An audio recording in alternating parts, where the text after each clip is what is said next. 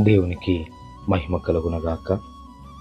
ఈ దినం దేవుని వాక్యం, నీ బాల్య దినములందే నీ సృష్టికర్తను స్మరణకు తెచ్చుకున్నాము.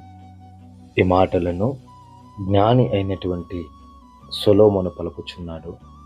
ఏమనంటే, నీ బాల్య దినములందే, నీ చిన్నతనంలందే నీ దేవుణ్ణి, నీ సృష్టికర్త అయినటువంటి ప్రభువుని నీవు జ్ఞాపకం తెచ్చుకో.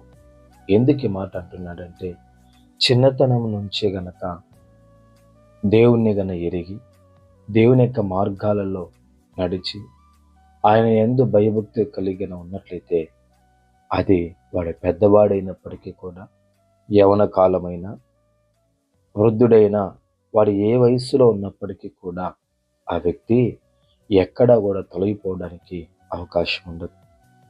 అందుకనేసే ఈ జ్ఞానైన సొలొమోను ఈ మాటలను పలుకుచున్నాడు.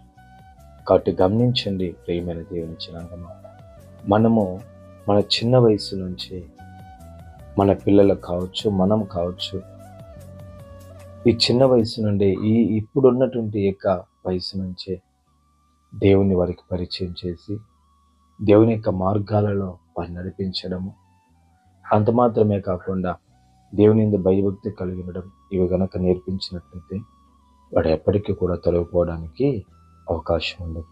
కాబట్టి అటువంటి కృప దేవుడు మనందరికీ అనుగ్రహించుగాక. పరిశుద్ధుడా, స్తోత్రాలు. ఈ మాటలు మీరు దీవించి, ఆశీర్వదించి బలపరచండి, కృపనివ్వండి. యేసు నామములో తండ్రి, ఆమేన్, ఆమేన్.